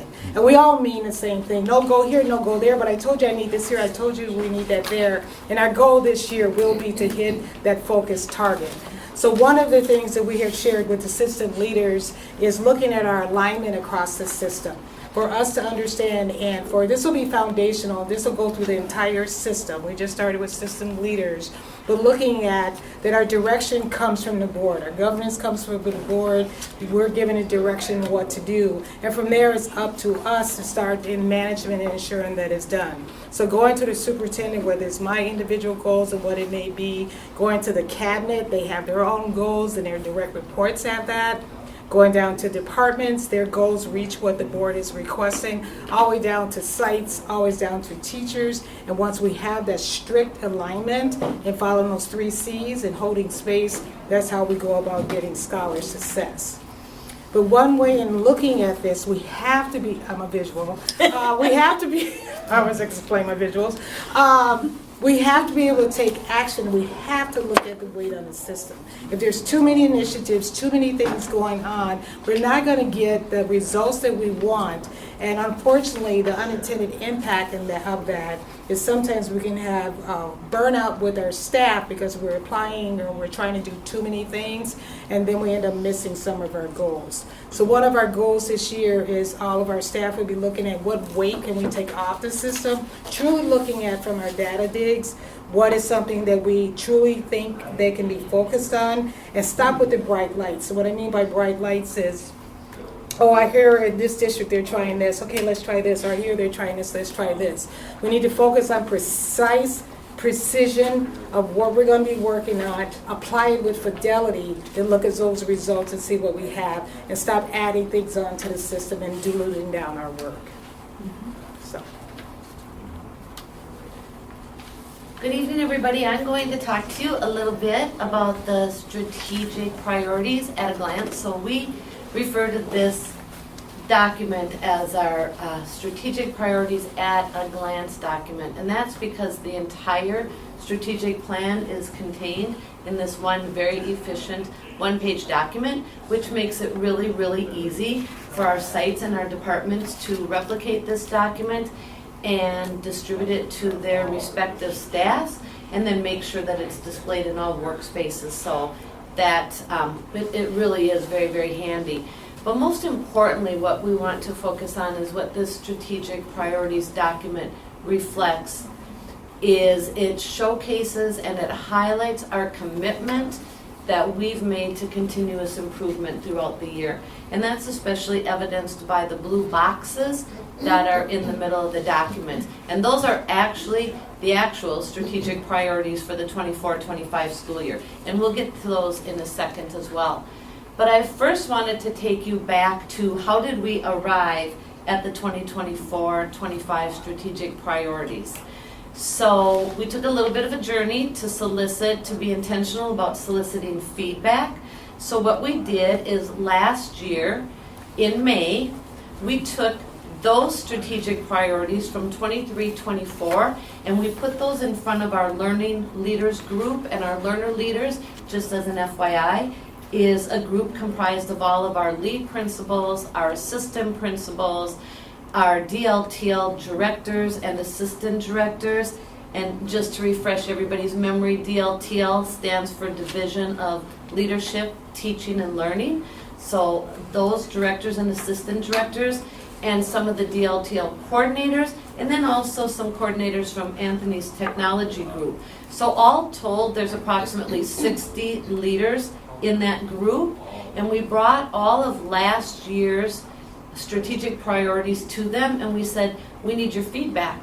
We need feedback so that you can help inform what the 24-25 strategic priorities should be for the following school year. So we took all of those leaders through a DACI exercise. I'm not sure if you're all familiar with DACI. That's an acronym for drop, add, keep, or improve. And that's exactly what we did. We asked the leaders to say, which of the 23-24 priorities would you want to drop? What priorities do you think that we should add for the next school year? Which of the 23-24 priorities would you like to keep? And then which of the 23-24 priorities would you like to improve? And then how would you like to improve those priorities? That feedback then was synthesized and brought to our DLTL directors group, where they spent a lot of time further refining that feedback, and ultimately it ended up with us as a cabinet group And so we reviewed it as well, and the end result is what you see in front of you on the screen, which are the blue 5 priorities in the middle that are labeled highest, and then the priorities that are also labeled focus. It's also important, I think, to note that Dr. Heil, when she had her advance on August 8th, she shared this document with all leaders of the system. And then we shared it, myself, Brian, and Steve also shared it as well at our Learner Leader Advance on August 8th. So every leader in the system has seen this document at least once, and many have seen it multiple times. So let's orient ourselves with the document really quickly. You can see in the upper left-hand corner the vision and the mission statement. And then if you make your way all the way down to the lower left-hand corner, you can see the core values. And working straight across to the lower right-hand corner, you'll see the 3 C's for the concept of holding space. And then if you work your way straight up, you can see a key or a legend for our priority work. And you'll see that any of the work that is designated as learning work initiatives would show up in green. And learning work is just that. It's work around which we're doing additional learning. So we're researching, we're piloting. And then any priorities that are in the blue color are what we call implementation work initiatives. And that's exactly what it sounds like. That's the work that we're currently implementing. And then finally, anything that you would see in purple would be our standard work initiatives. And the standard work initiatives just means that any initiative that we are undertaking is being implemented with at least 80% fidelity. So if something hits standard work 1 year, it should be taken off the operational plan, because once it hits 80%, it should be enculturated into what we do as an organization.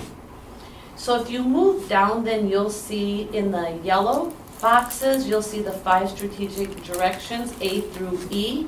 Those probably look very, very familiar because we've had those for the last few years. And then directly underneath that, you will notice that we have A1 through E1 working across horizontally, and those are our highest priorities. And I'm going to give you a minute to just read through those. I certainly won't read all of those to you, but if you want to just take a moment and familiarize yourself. And while you're doing that, I would like to say that the highest priorities, again, are just that. They are our highest priorities. So those are the non-negotiables across the system. That is the work that all sites and all departments must undertake. And that is also the work where we need to allocate the resources, whether that's time, energy, people. They are the highest priorities. Directly underneath the highest priorities are what we are referring to as the focus priorities, and that's A2 through E2. And that's exactly what that sounds like. That will remain the focus of our work, both here at the ESC and at the departments and at the sites. But again, non-negotiables are the highest priorities. The focus priorities need to remain a focus of the work. And you can also see, for example, a lot of this work is already currently being done in the schools. So if we look at A2, and I'm going to break that up into 2 parts. Ensure secure learning environments. That is work that we are doing every single day, district-wide. And that's evidenced right now. We just switched to a new alert system, the Raptor alert system. We're also going to standard response protocols in our classrooms. And that is all part of the I Love You Guys Foundation, if you're familiar with that foundation called I Love You Guys. The standard response protocols are a part of that work. So every day, without exception, we're ensuring secure learning environments. And we're also ensuring that we're promoting access and opportunity for equitable and innovative learning experiences.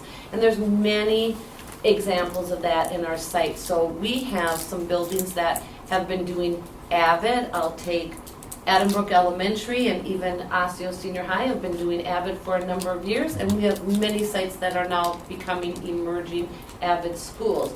We have our bar programs. We have our multi-tiered systems of support. We're leaning into the Improve Your Tomorrow initiatives as well, and the bar initiatives, and we certainly do a number of enrichments as well.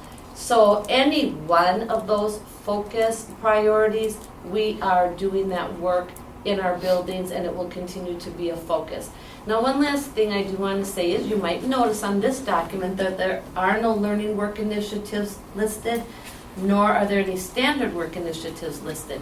That certainly doesn't mean that we're not doing learning work, and it certainly doesn't mean that we don't have work that is moved into the standard work column, and you'll see that next on the operational plan. But for the purposes of this document and for our sites, we wanted our sites to absolutely focus on the implementation work. So if you think back to Dr. Heil's previous slide about the weight on the system with the weightlifter, this is an intentional response to that. We want the sites to focus on the implementation work and take the other things off of their plate for this current year. But as you'll see in the next slide, that work is absolutely continuing at the system level. All right, thank you, Kelly. So as Dr. Heil spoke in the beginning, focus, alignment, action, and measurement. So if the first two pieces around focus and alignment were reflected in the strategic priorities document, this is where our action is reflected. So how are we making the work of those priorities actionable? What does this actually look like? And so we show you this just at the high level, and then we're going to drill down, and we're going to have each of us speak to each of the strategic directions and that priority work that's happening across the road. So if we advance to the next slide. So in strategic direction A, as Kelly mentioned, we've got highest and focus. So then we go to the operational plan and we look at strategic direction A and we say, what items do we have in this row for learning, implementation, and standard work are aligned to our highest priority and our focus priority. So if we advance to the next slide, we'll see what that looks like. So in learning work, our Minnesota multi-tier system of support for PBIS, and PBIS stands for Positive Behavior Interventions and Supports. That is highest priority work that aligns to our highest priority, focusing on the continued implementation of our Tier 1 social and emotional learning support, looking at our trauma-informed practices as well as restorative practices as a learning work. This is a reset. This is something that we've had, but we're not observing the impact that those practices should have on reducing discipline disproportionality, so we're bringing it back to learning work. We look at implementation work, Build a Better Future is absolutely aligned to our focus priority, making sure that no matter where you're located in the district, you're getting access to a high-quality facility that's equipped to promote the most optimal learning environment.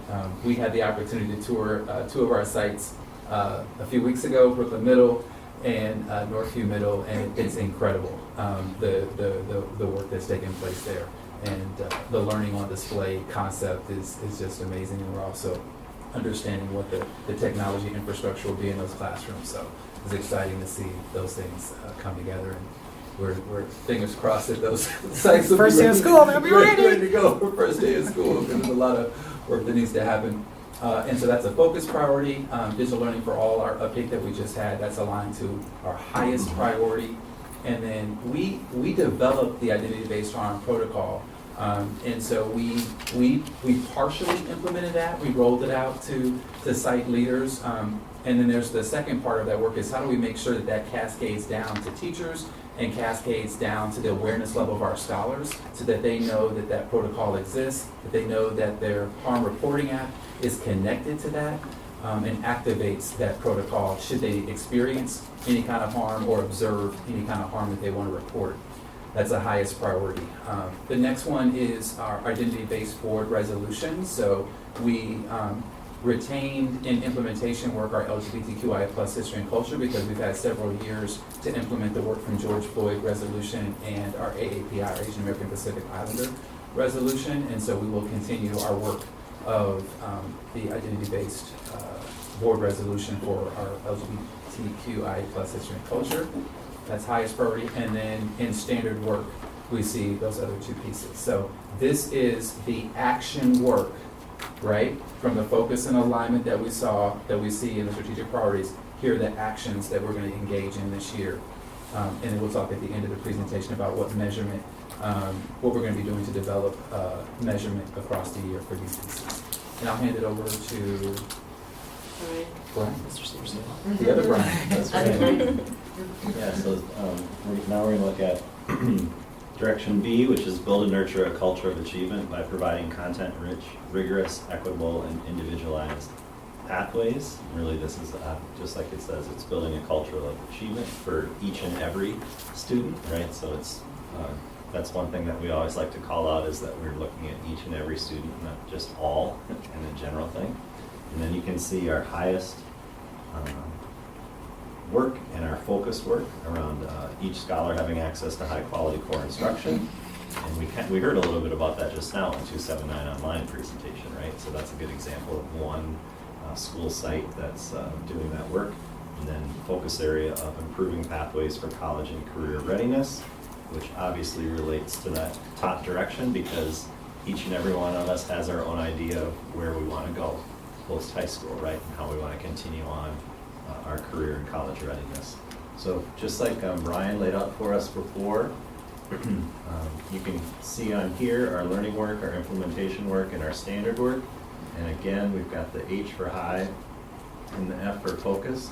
One thing that I want to point out on here that's a little different than the last slide is we still, just because this is our operational plan, doesn't mean that we have come up with ideas, just like Kelly said, and talked to people about what should be on there. We still also have state mandates that need to be taken care of, right? So that's where you see on here our work around our curriculum that we deliver. You can see on the first area on learning work, we're currently on the social studies and health K through 12. And Kelly helped me out with this because this is more your area. These state mandate program improvement process for curriculum is a 7-year cycle. Right? So, okay, so thank you. We help each other out on things. So that's important. You'll see that too, like that. So things can slide down into implementation work the next cycle for each of these things. So that's kind of how I'm understanding it and thinking about it. So you see the Indigenous content standards, program improvement process that I just mentioned, and multi-tiered systems of support for tier 2 and 3 are in our learning work. Also on this slide, you'll see some of our action items actually meet both H and F, right? Where I think on the other slide, most of them were one or the other, but in this case, you see it on a couple. For our implementation work, we're on year 2 for our special ed opportunity review plan, so we'll continue that work.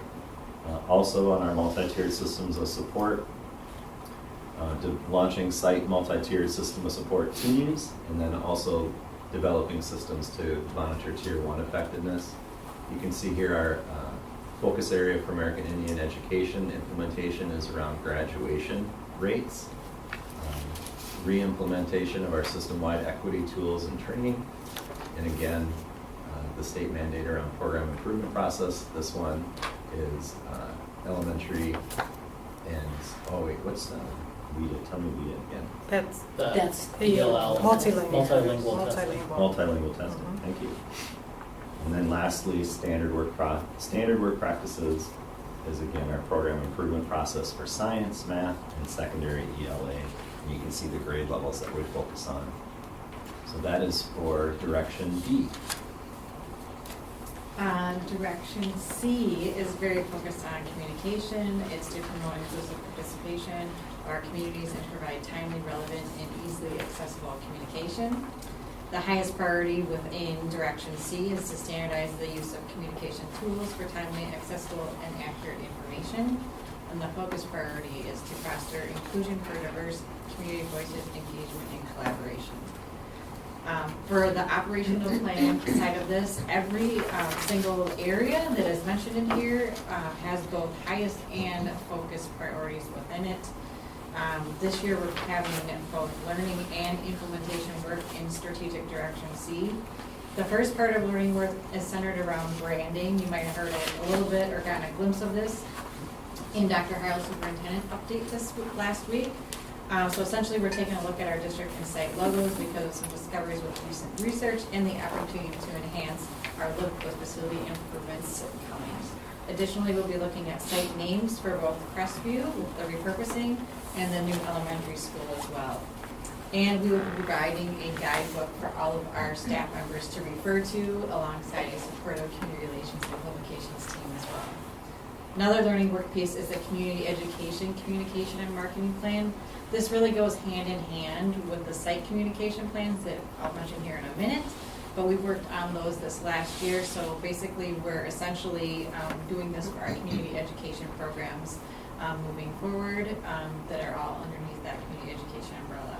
So in regard to the site communication plans that we've been doing at schools, we're about 85% through with those. This has been very helpful in getting everyone on the same page with all of our communication tools and practices and helping sites with day-to-day communication goals. Next, under implementation is district and school websites. We're just a short time away from the launch of our newly refreshed website.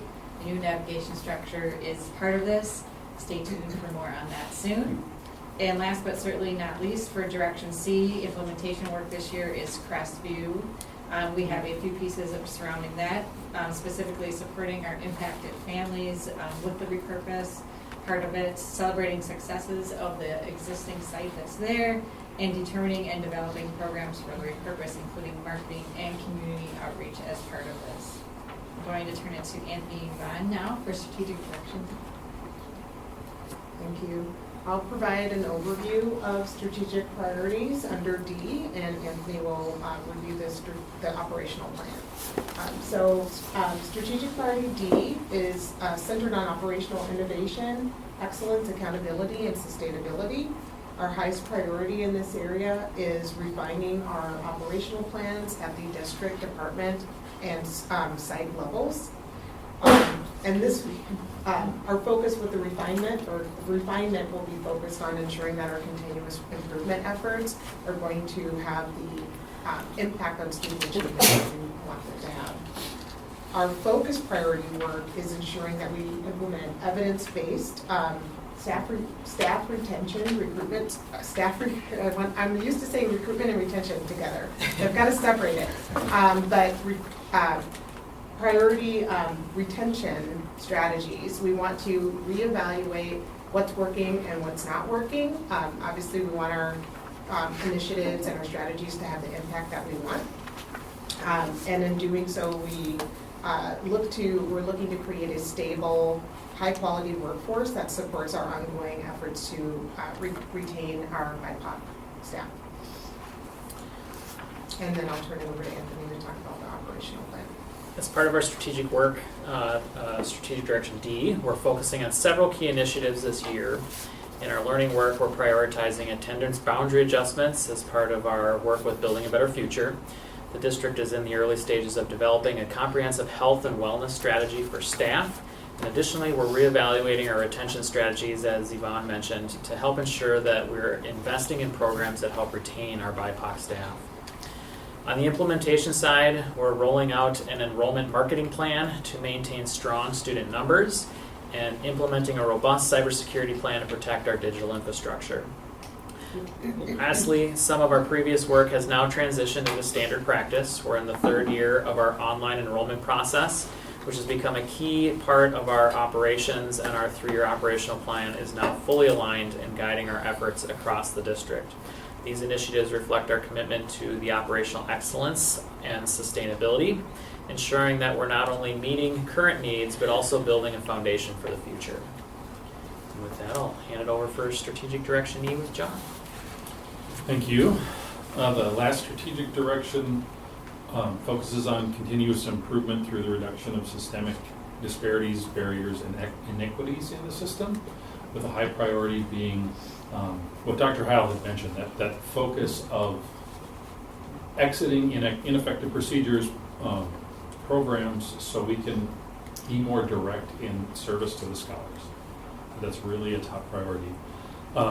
Focus is really based on utilizing data in multiple sources to help drive and inform us in making those decisions to continue on that improvement path. So as we're looking at the operational directions, first piece in learning work is the Evergreen Classification and Compensation Study, which is being led to take a holistic look at the compensation and how we classify all our jobs together to make sure that we're well, number one, that we're falling within the market standards where we should, and also we're classifying our positions together accordingly and that things match up nicely from a bargaining standpoint.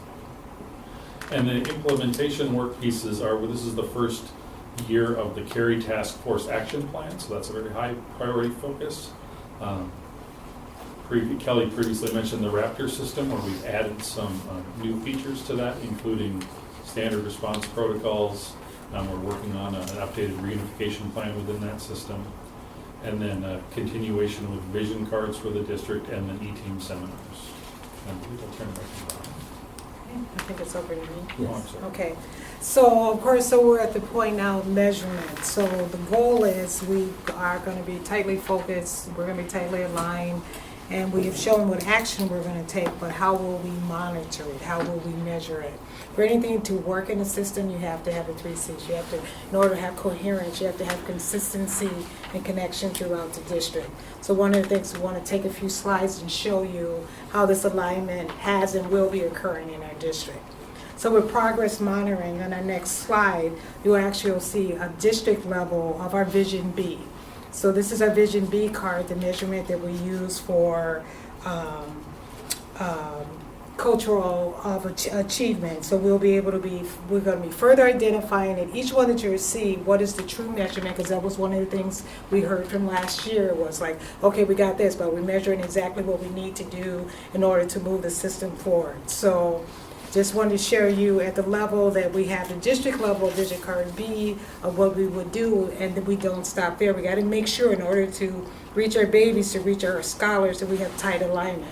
So from Vision Card B, if we went to the next level, then this is actually what you see here on this slide. You'll see learning and achievement, their 3-year operational plan. So we already have it at the system level, what our operational plan is. Now we have every department, this is just an example of one department, of how they're addressing what our area is for Vision Card B. So we don't stop there. So we go from the system level down to the department level. Then our next level is our actual site levels, so our building level. So that's how tightly aligned we are. So get direction from the board, and it goes down to the system, it goes down to department. Now our schools have 3-year operational plans as well, and they'll be able to tightly align to what that Vision Card B is to make sure that we're all working towards that last goal. And the best of it all, there's one more level, and this is the level of POT. So this is where we hit the teacher level. So the teacher level is also addressing what we're doing at the system level, department level, site level, and the teacher level.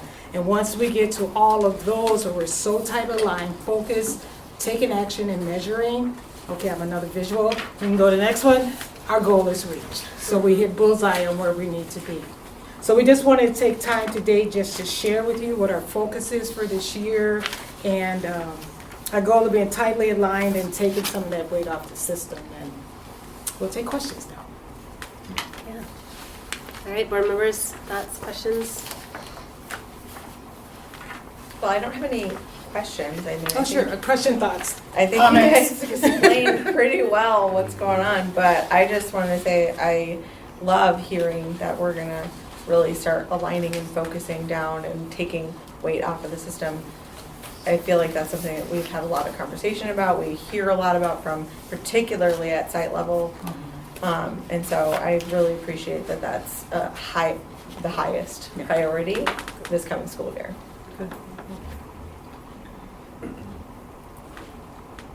Well, this isn't new because I... Yeah, I know. But I do want to say I took one of them home, the posters of the one slide of the one, overall. Beautiful, clear, amazing, perfect size to hang up places. We do have other laminated copies if you want. And we gave it to every system leader. Was it about 175? Yeah. Oh. Yeah.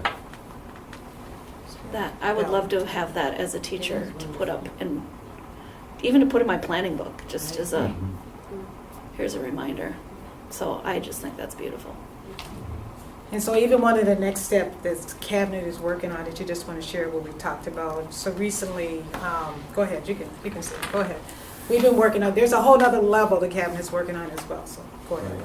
So as we talked about for the year, it's important for us to understand what our action items will be, but then what's the conversation we need to have now is what specific measures do we want to select that we think best shows the progress on the efforts that we've outlined on the operational plan at the district level, at the site level, or the teacher level. We want to be able to see that alignment and be able to pull data that lets us know how we're doing throughout the year. And so we'll be working on that the next month to establish what those measures would be, and then working with our Learning Achievement Department Data and Assessment team to start to pull that data for us, so we can start to see what that would look like to monitor that across the year. So that reminds me when I was looking at the breakdown from the district strategic priorities and the department and the site and the teacher had specific measuring, the district had specific measuring, but the other two didn't put that on the, I'm sure you have them, but we didn't see on the slides, it wasn't as measured by, or these are the measurements we're going to use to make sure that this implementation. So some of our early dialogue around this would be that we would, as we identify these measures as a group from our respective areas that we all represent, being able to identify what some of those measures might be, we'll also break down to some small groups where we would pull in some of our directors to help us reflect what would those measures be for the departments. So we are going to identify what those look like at the department level, so we don't have that gap. Yeah, a little PLT action. Yeah. Yeah. Okay, a lot of PLT action. Okay, a lot of PLT action. So I just have a question about that. What are we looking at when we say, like, this is the measure and the result? It takes time, right? So we can't just be like, oh, well, it didn't work year one, and then shift gears, right? So do we have like a ETA on when do we say, okay, we've done this for X period of time, maybe we need to shift gears? Well, I wonder, how do you think about it in terms of leading indicators? Like, Yeah, are you including the leading indicators in that conversation about measuring versus the lagging? Right, I love how you framed Yeah. that. That was awesome. So I would say that as we think about this early on, we're looking for fidelity and integrity in our implementation efforts. So what are the adult moves? What are the teacher moves? What are the instructional leadership moves? The coaches, the SDSs, what are we doing to support those adult actions that teachers would be engaging in? So for example, at the elementary level this year, we have the READ Act, we have structured literacy, we have our new curriculum. So we're going into buildings to lead new PD for the first time with new curriculum. And we're going to have folks going into those classrooms to ensure support for teachers, that they're learning how to use the curriculum, learning how to deliver the instruction, that the units that are a part of the curriculum package, we're unpacking them. So it's like an engine, we're pulling that thing apart, we're looking at all the different parts of the unit, and we're teaching that because they essentially have those same bricks in every unit. And then we're saying, okay, so how do we deliver that with culturally responsive pedagogy, with student-centered pedagogy, with high-quality core instruction? And so we'll have folks in classrooms verifying and working with teachers to do that. So we'll see qualitative, in terms of leading, like the qualitative pieces, and then as we move on, we'll start to see those quantitative measures over time.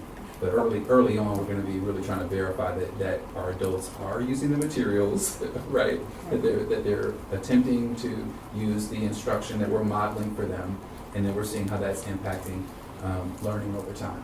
So we'll have Fastbridge data, we'll have other things that we'll be looking at along the way.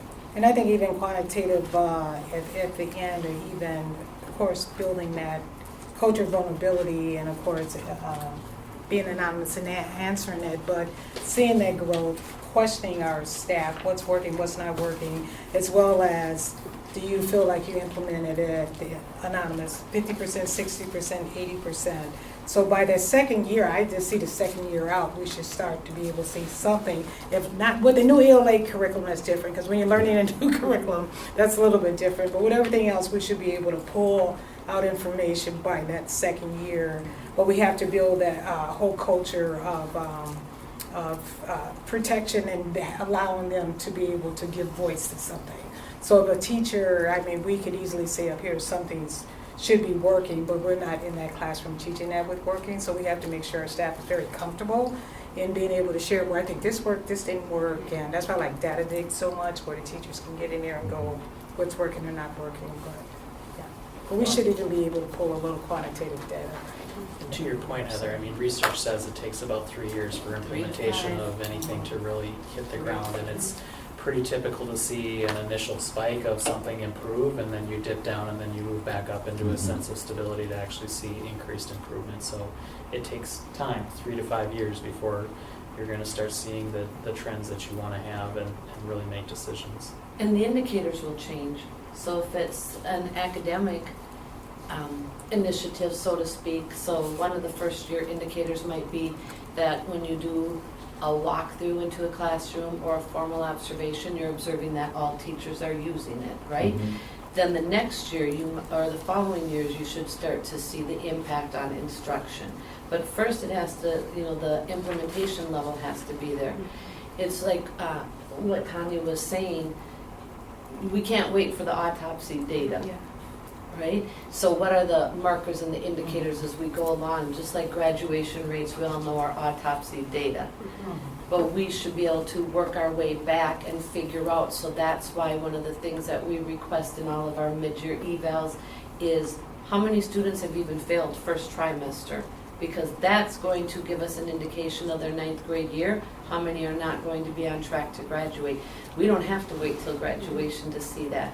So it's having those indicators along the way. And I just had a question, but I think it's an excellent presentation, and I like the visual, especially love the first The Snoop C. Dogg? The C, yeah, that No too. kidding. I like the first C of consistency, especially across. I think that is where we're going to really see change and progress. But can you give an example? Like, I love the idea of taking weight off the system, eliminating burnout. But like in this fall and the next year, what would be like a tangible something we could see that would be an example of taking weight off the system? Anybody can jump in. I could give one Okay. right off the bat. So. Yeah. So one of the things that we were really intentional about this year with our building leaders, because they're the ones that need the weight off the system or the sites.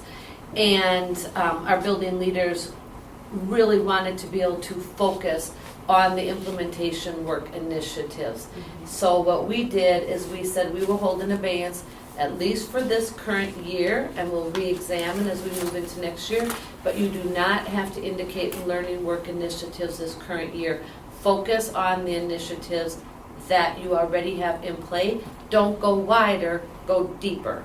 You need to go deeper to make sure that those initiatives are taking root and that they're going to grow. So that's one of the things that we took off of their plate was focus on your implementation this year.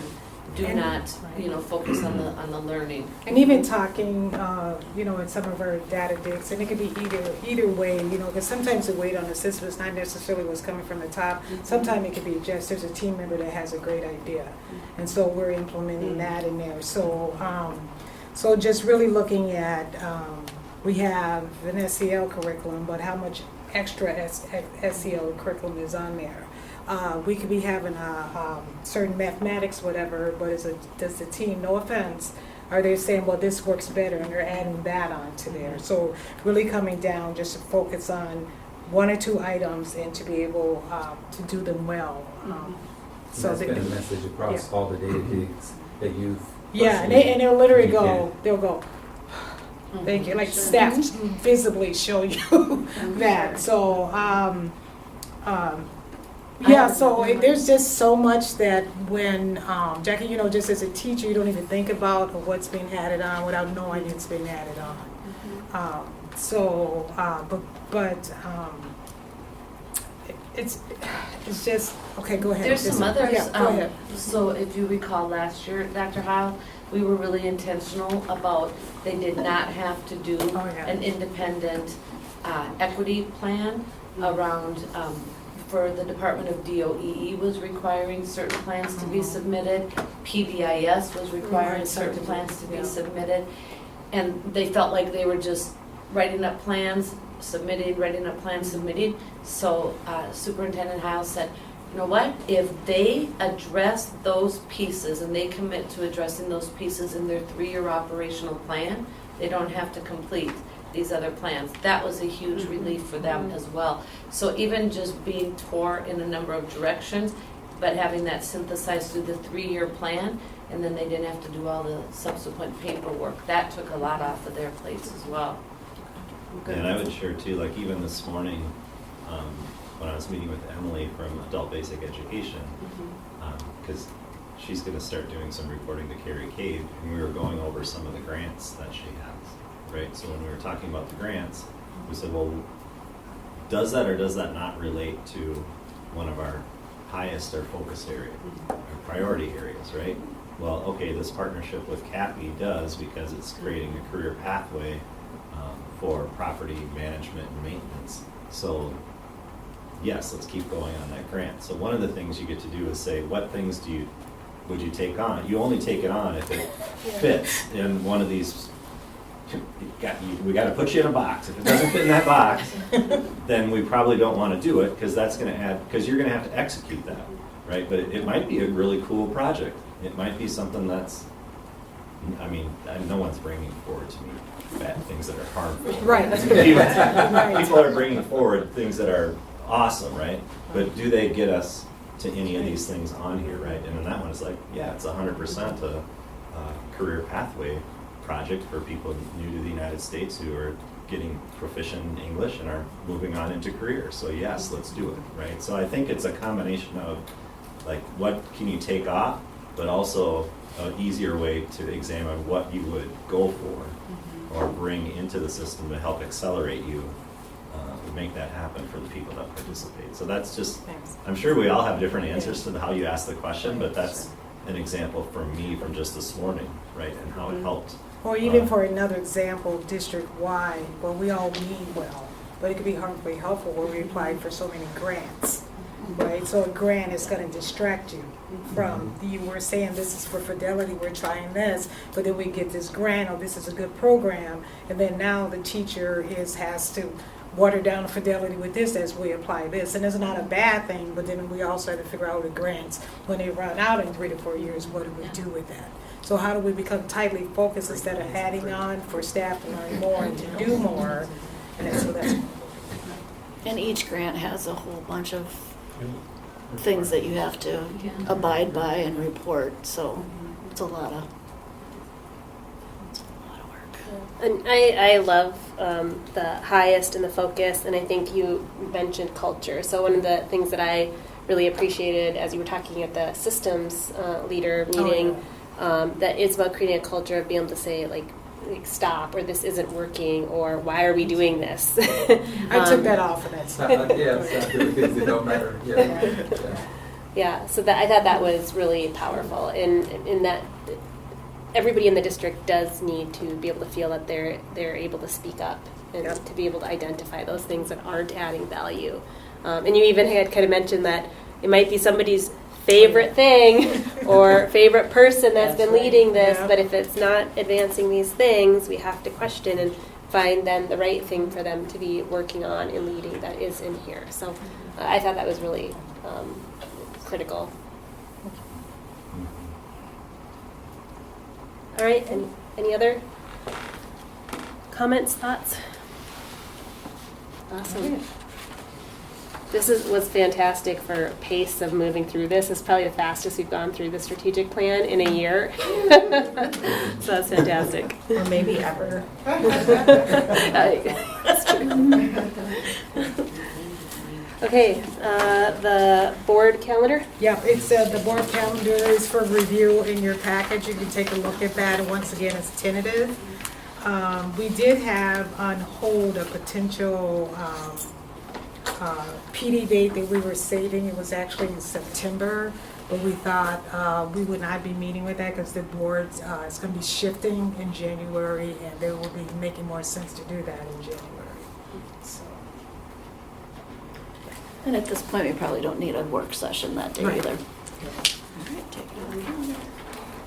So, yeah, if we do have a agenda setting process where if there's something that folks want added or is missing, think through that and make sure to be proactive with bringing that forward, as long as it fits in the boxes. Don't put baby.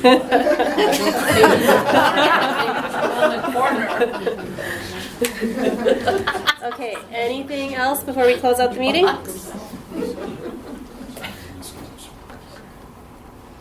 Going once, going twice. Okay, then this work session is adjourned at 8:05 p.m. Awesome, thank you.